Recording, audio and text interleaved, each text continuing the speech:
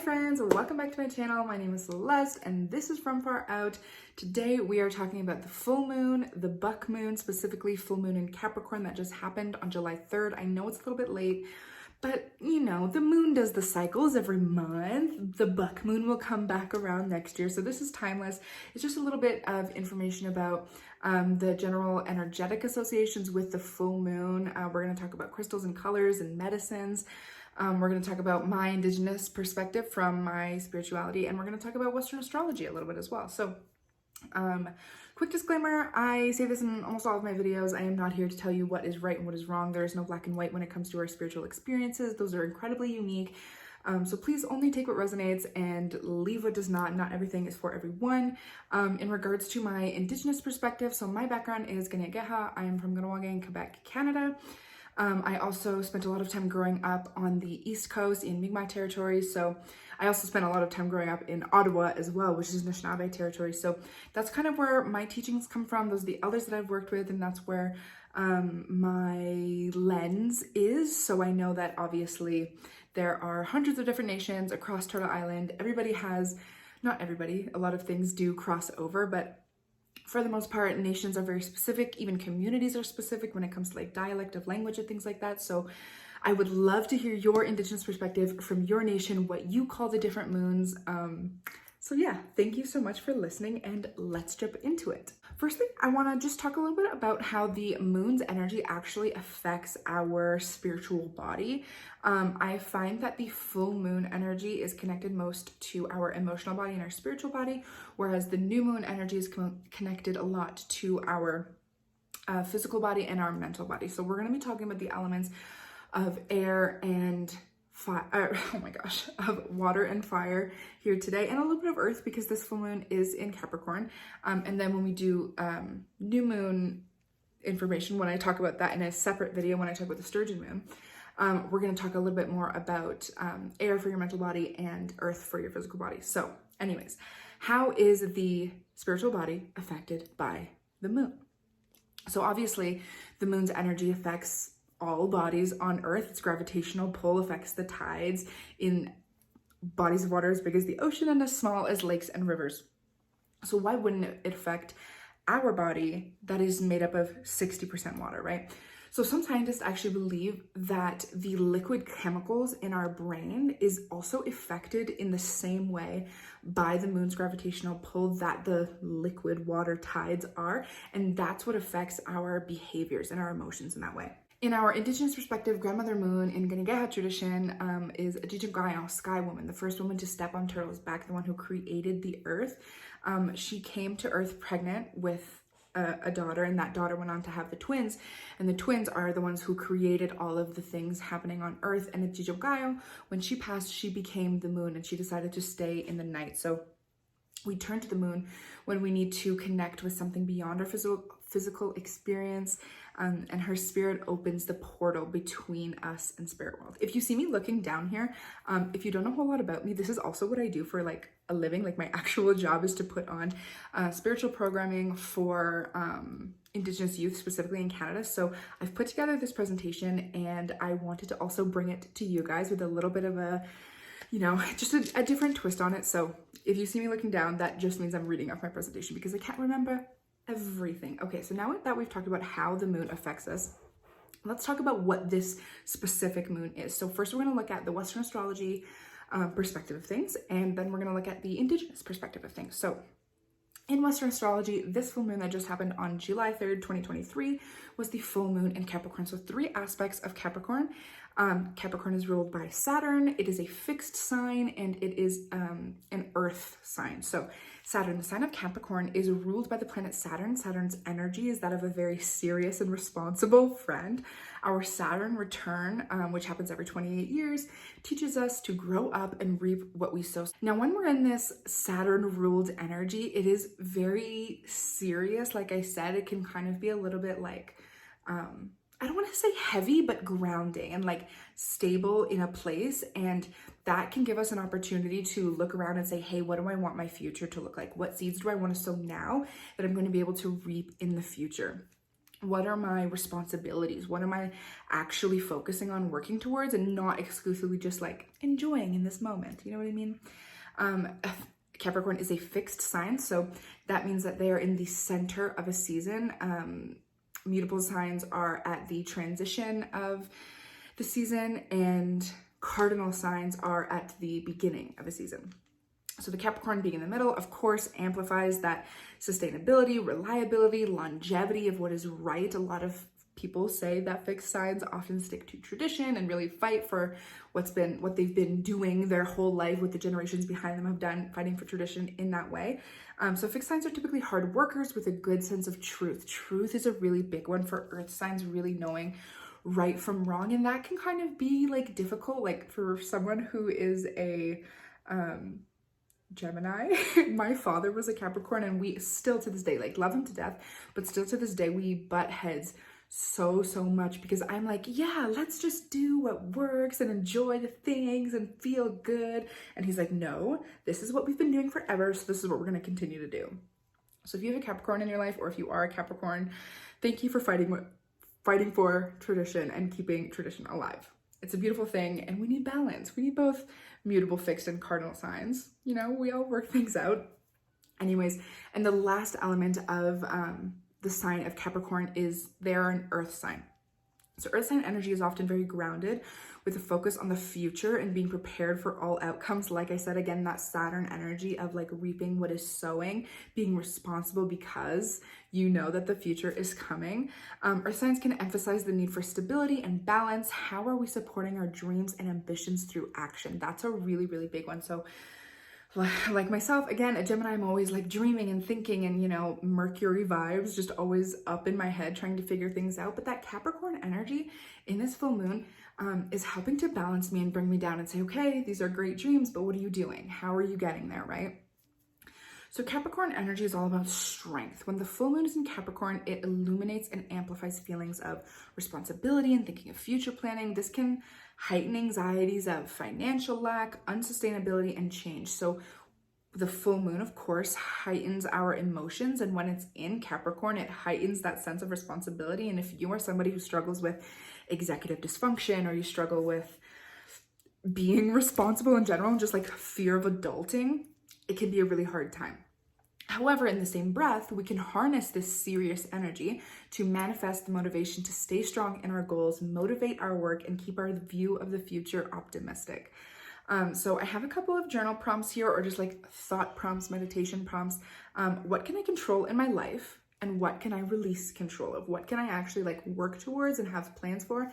And what can I say, this is not up to me. It's taking up too much of my energy. I need to offer this to the universe and just let things play out as they are. Control can be a really big one, because we have to find a balance of like completely surrendering to the universe and like not having control and just letting things happen to us, and like being way over controlling and trying to micromanage every detail of our lives, right?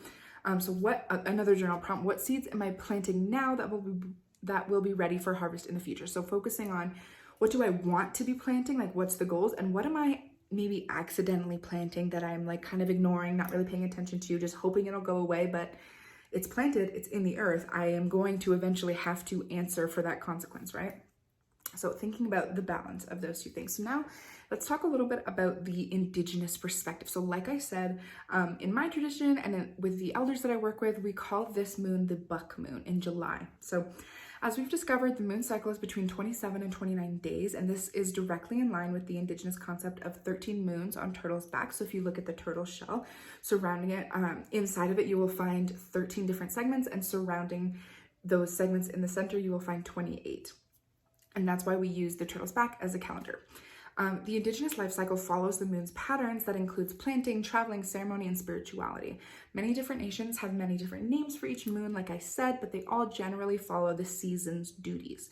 So July is when the male deer begin to grow their antlers back, at least in this area, Eastern Woodland. This is when the male deers grow their antlers. Every year that they shed their antlers and grow them back, they become bigger and stronger.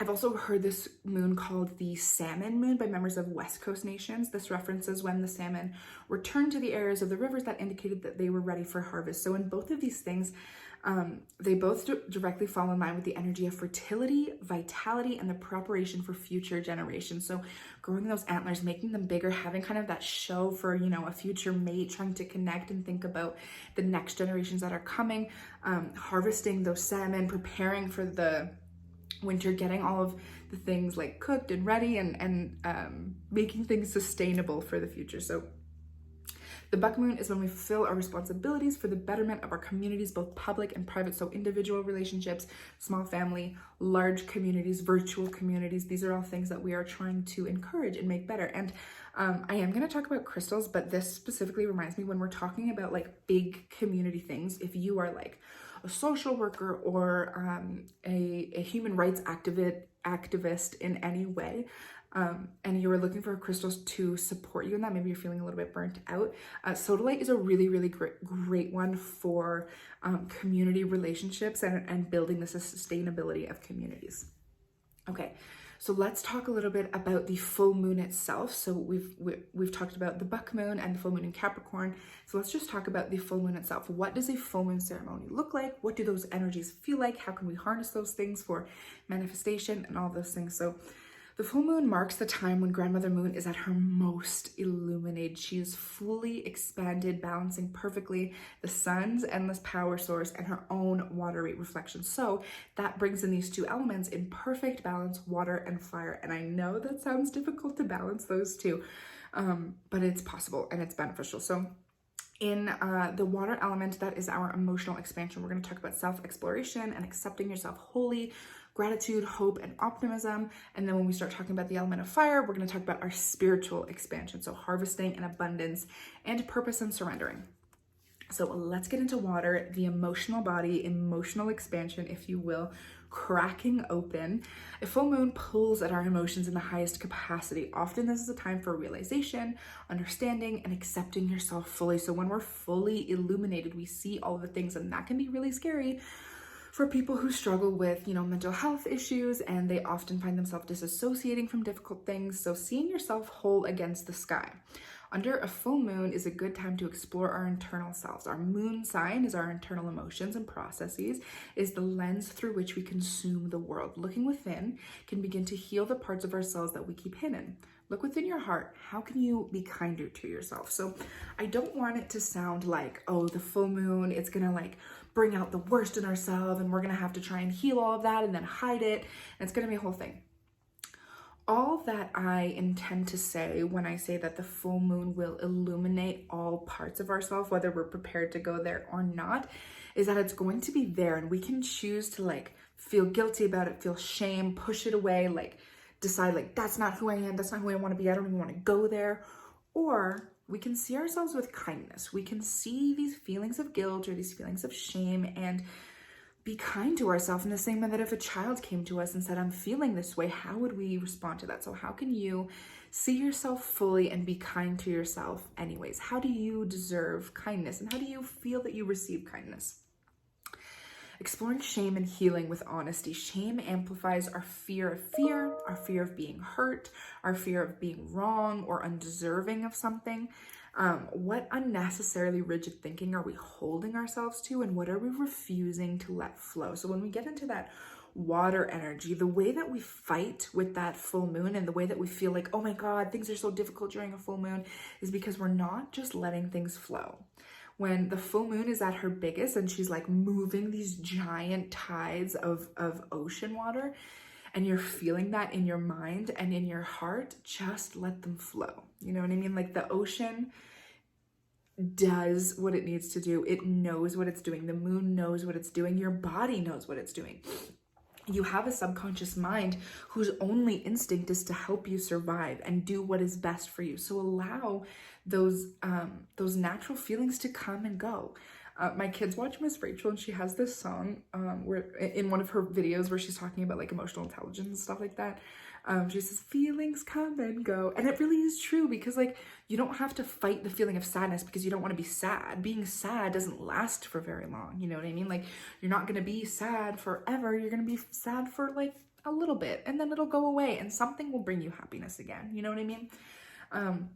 I say this a lot, but you know, when it's like the dead of winter, it's like minus 25 outside, you are freezing your ass off and no amount of layers of clothes will keep you warm when you're outside, and you just like could not imagine the feeling of sweating again when you have like nose icicles, but you'll feel super hot again. And in the middle of summertime, when it's like 100 degrees outside and you are sitting in your house in as little clothes as possible, trying not to touch your own skin because you're going to be covered in sweat, you will be cold again. You will be shivering again. Like the seasons come, our emotions come, and they all change. So what rigid thinking is keeping you in this box, and what can you just let flow?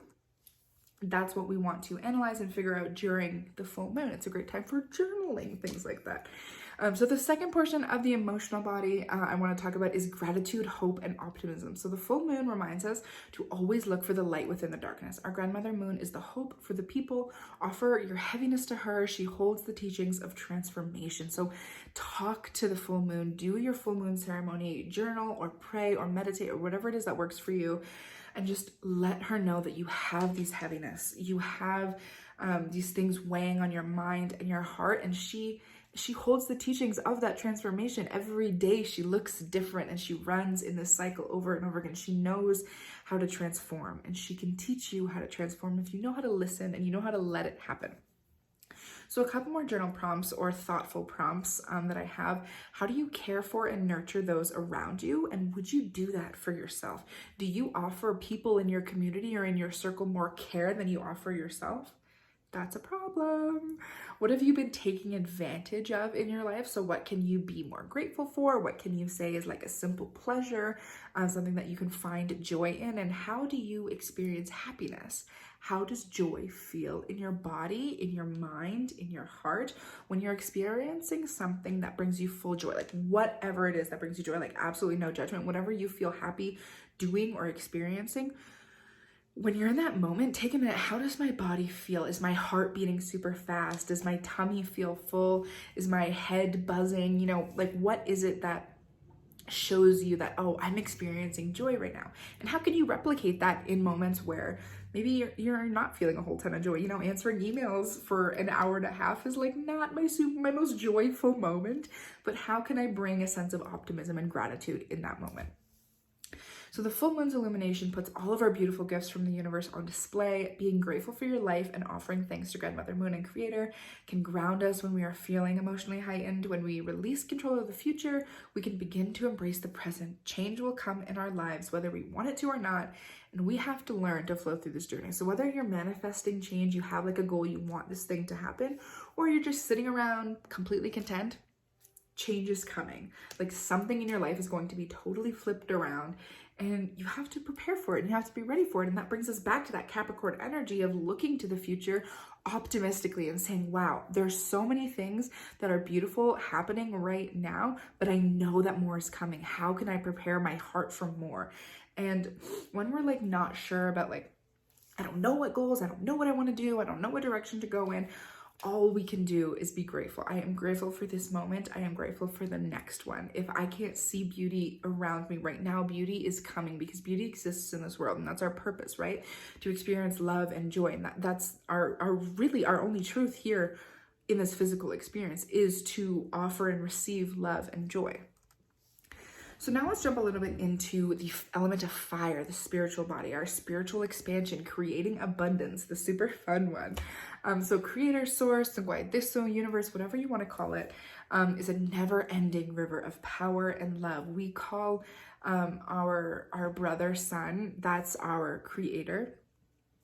So his power is immensely reflected by the full moon. This is when the full moon is in full balance with the sun, right?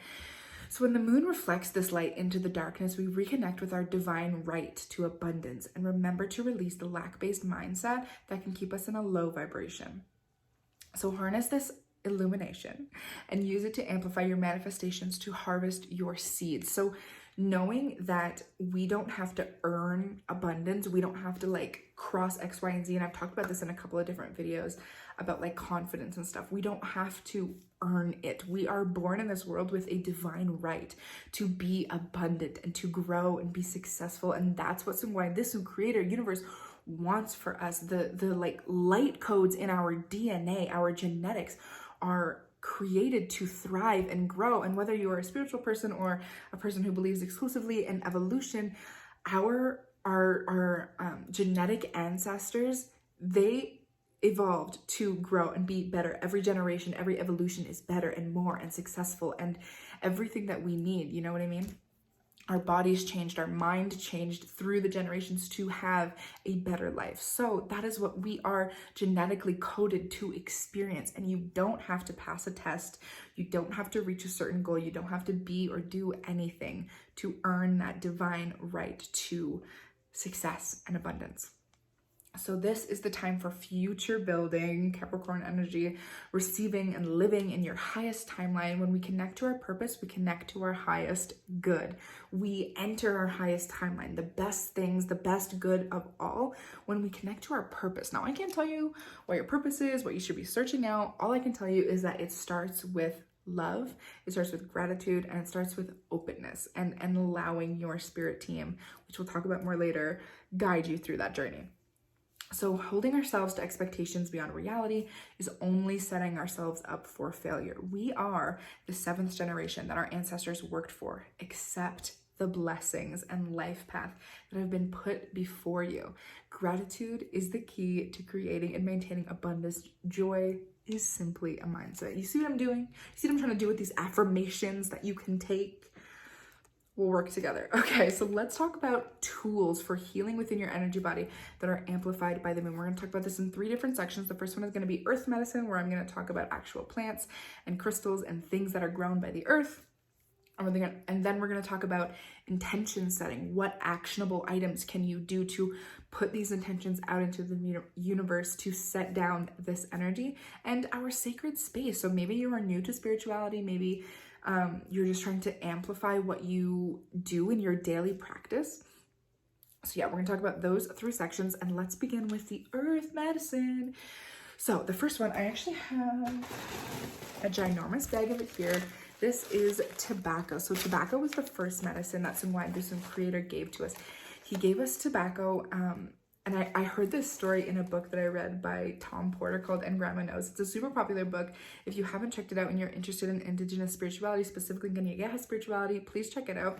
I'll try to remember to put the title of it in the description. Anyway, so I heard this story about tobacco when Creator was finished creating man and all of the people, all of the things on earth, you know, the twins. Sun Wai-Dusum came and he said So when Sun Wai-Dusum was finished creating everything on earth and he had created man and he was ready to become the sun, you know, live in the spirit world and leave earth, man was really upset and he didn't want to be disconnected and be left by Creator to experience this earth. And so Creator gave him tobacco, and he said, whatever I'm doing, wherever I am in the universe, you burn this tobacco, you put it down on the earth, I will be there and I will listen to your prayer. So the intention of tobacco is to connect to our spirituality. Burning tobacco, having that smoke go into the universe is how we connect directly with Sun Wai-Dusum, how we directly pray. Also in our creation story, when Sky Woman's daughter, who had the twins, passed away upon childbirth, she was buried in the earth, and from different parts of her body grew different things, but from her heart is where tobacco grew from. And tobacco, just like prayer, always has to come from the heart. So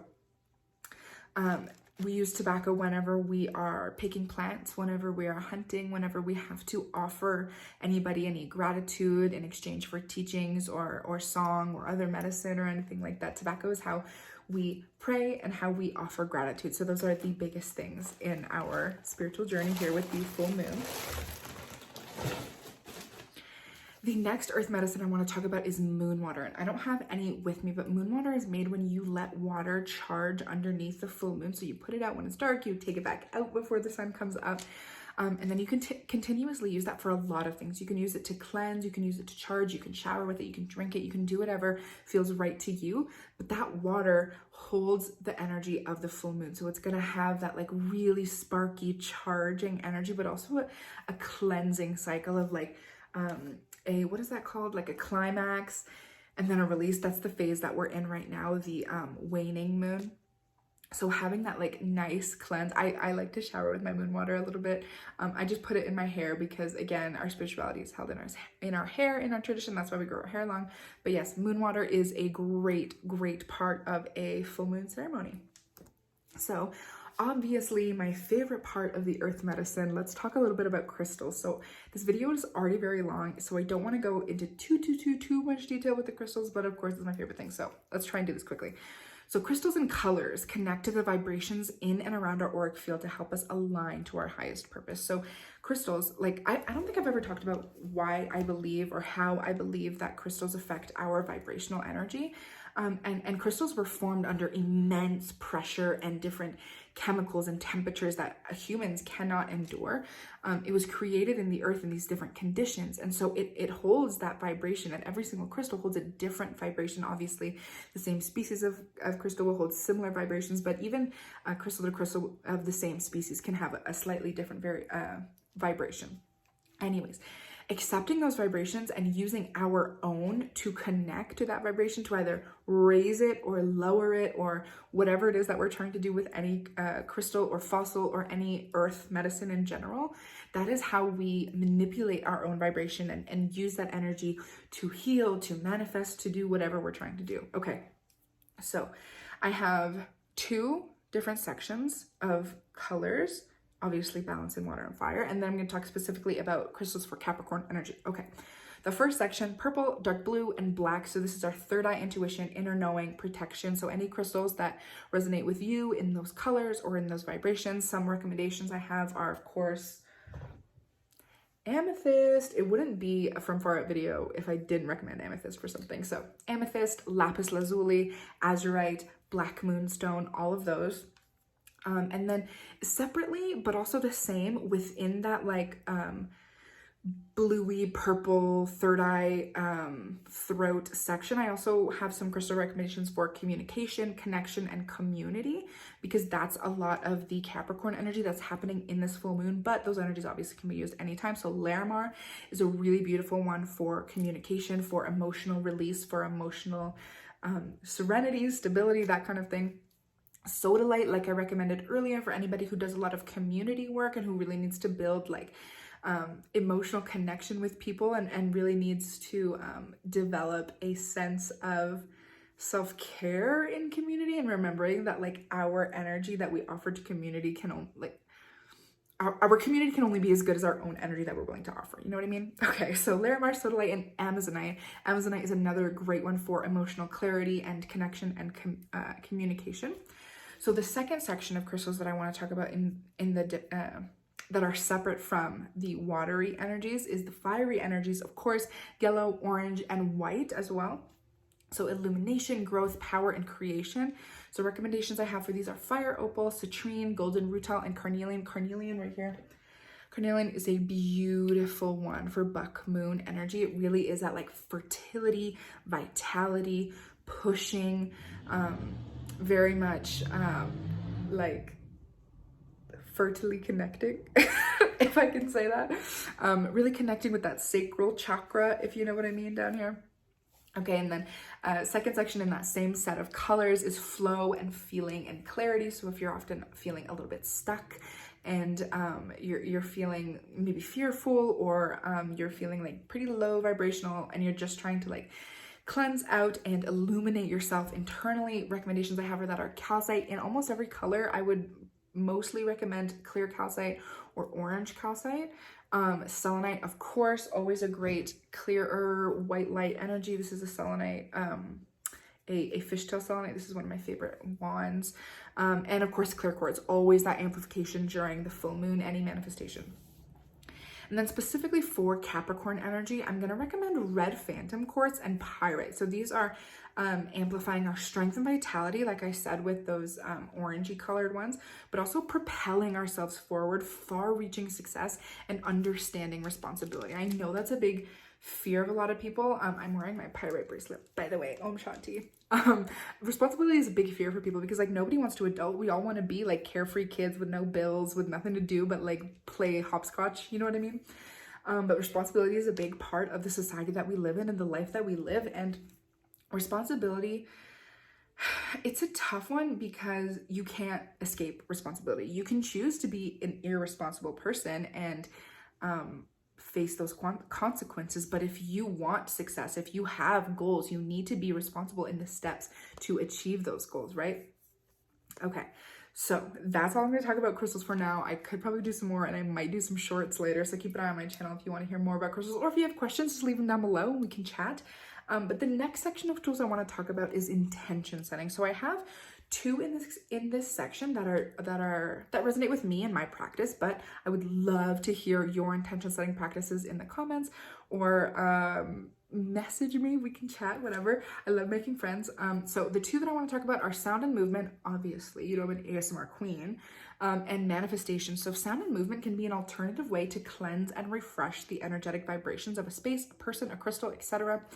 The full moon can bring about an anxious drumroll, sitting and waiting for a major breakthrough. Using sound and movement can cleanse stagnancy and prepare us for new vibrations. A great alternative when burning medicine is inaccessible. I know a lot of us obviously like burn different medicines to cleanse with smoke because it's obviously gentle and won't hurt any of your crystals, but that's not always accessible for people who have like breathing issues, or if you can't burn in an apartment building, or you're just in a space that won't allow you to do it, or you don't have medicines, you don't have access to that. Any kind of music, dancing, rattles, drums, singing, crystals, anything that can sort of spark a vibration. Sound vibration is just as powerful as crystal vibration or smoke vibrations. That energy of movement can rejuvenate an entire space. So literally dancing around your house with a rattle. I have two different rattles here, a turtle rattle and what is that called? I want to say bull, but it's not bull. Like a cow horn rattle. Anyways, just any kind of like movement and shaking, like even moving your own body, moving the air around can reduce stagnancy. So if you're feeling stuck, if you have an area or even in your body you're feeling a little bit just like immovable, listen to something loud, make loud noise, use singing crystals. I have a little bowl here of singing black tourmaline, which you've seen on my channel before. Great alternative. ASMR, I won't plug too much ASMR, but I love it. It's helpful. It's immensely healing. And also manifestation is another intention setting practice that I want to share with you. So manifestation gives us the opportunity to be the life force and the creative energy behind the direction of our own life. Working through faith to achieve an end can keep us motivated and disciplined. So there's a lot of ways that you can manifest things in your life. Crystal grids, journaling, vision boards, all kinds of things, whatever you are putting your energy into, even just like goal setting. Writing down on a piece of paper, a whiteboard, this is my goal. These are, 5 steps or 5 suggestions that I can use to reach that goal. That is a manifestation. Like that is an actionable manifestation. You can amplify your manifestation with things like law of attraction and your spirituality and vibrations and blah, blah, blah, and all this kind of energy. But clearly the most successful manifestation is action, simply doing the things. And obviously that's not going to work for everything. You can't just manifest things into your life. I know. But choosing to be the actionable life force behind the direction of your life is so important. And during a full moon, when everything is amplified, connecting to that energy and harnessing it will just blow your whole life out of the water. So if you've never worked with manifestation, give it a try. Okay, we are nearing the end. Thank you for hanging out with me for this long. Let's talk about our sacred space. So this is a little bit of like 101 if you're somebody who's like incredibly, like does a daily spiritual practice in your sacred space all the time. I love that for you. Please share what you're comfortable with sharing about your daily practice. We would love to hear it, but a little bit about mine. So I'm going to talk first about meditation. So meditation allows us to practice quieting our ego and listening to the divine guidance within. Our pineal gland is how we discern messages from spirit. The more we work on listening, the better we can be connected. I heard a story once from an elder that said Creator gave us 2 ears and 1 mouth so that we can listen twice as much as we talk. And I feel that so hard, not only in like listening more to the people around us, but having like kind of like two-eyed seeing, like listening to our physical experiences and the physical people around us, but also listening to spirit and allowing ourselves to have that balance in where we receive guidance from. So meditation can look different for everyone. Of course, I don't want to say like it is exceptionally inaccessible for everybody to be expected to sit in a spot for an hour and just like close your eyes and meditate. Like that's not accessible. The only necessity for meditation is an intentional practice. So deciding before it happens, this is my moment of meditation. Intentional practice of slowing the mind, grounding the body, and intentionally being present. So you can meditate by journaling, you can meditate by walking through a forest, you can meditate by walking around your house, standing in a spot, dancing, whatever it is that works for you. It can be like sitting in a spot or laying down, whatever works for you, as an intentional practice of slowing, grounding, and listening. Another sacred space, I talked about this already a little bit, is affirmations. Affirmations are a way of affirming a new mindset to benefit our intention or direction. So I have a couple of examples here that I like to use during full moon time. That's I make space for love, abundance, and prosperity to flow to and through me.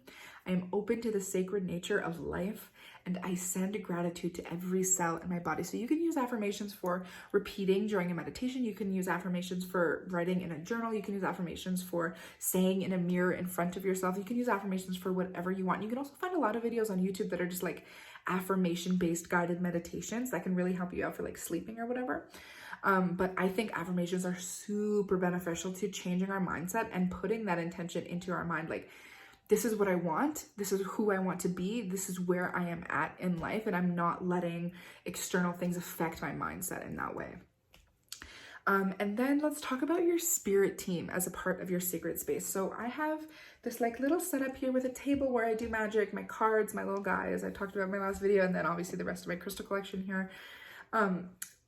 So this is my sacred space. This is where I sit and meditate and connect to my spirit team, but this is also my sacred space where I journal and craft and just do little things where I get to be myself and express my creative energy. And my spirit team witnesses me in all of that, in my prayer and in my action. So your spirit team is, if you've never heard the term spirit team, is an individual or group of energies that observes, supports, and guides your physical journey. So this can be ancestors, animals, beings from this life that have passed on, spiritual archetypes like the moon, the ocean, Jesus, etc., or deities from different religions that you might connect to. I know a lot of folks connect to like the Roman pantheon, the Greek pantheon, Hinduism, Buddhism, whatever it is that has a deity that you feel is a part of your spirit team, that you feel you've been called upon by. All of these things can be part of your spirit team. So how can we connect to our spirit team? Of course, like I said, sitting in your sacred space, meditation, prayer, offerings, discovering your spiritual language. That's a big one, discovering your spiritual language. I'd love to do a video just on that, like really getting in depth on how to do that. So what I mean by your spiritual language is some people are clairaudient, so they hear things. Clairvoyant means they just like know things. Clairsentient, they just feel things, and this is how you communicate with spirit through which of your senses you communicate with spirit through. Also, things like tarot cards, whatever divination tools you like to use. What is that called? Like the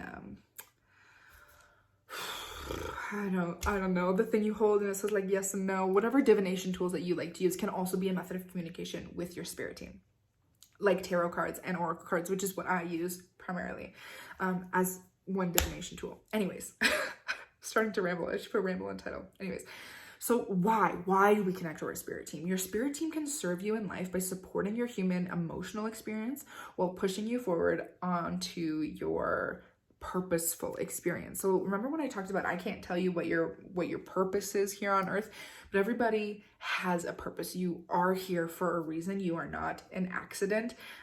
Your spirit chose to come here and do whatever it needed or wanted to do.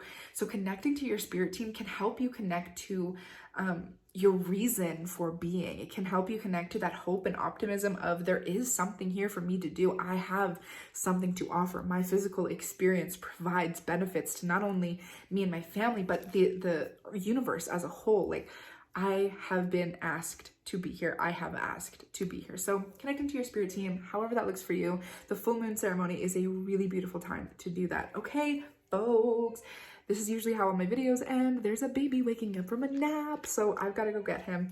And I will see you all in the next one.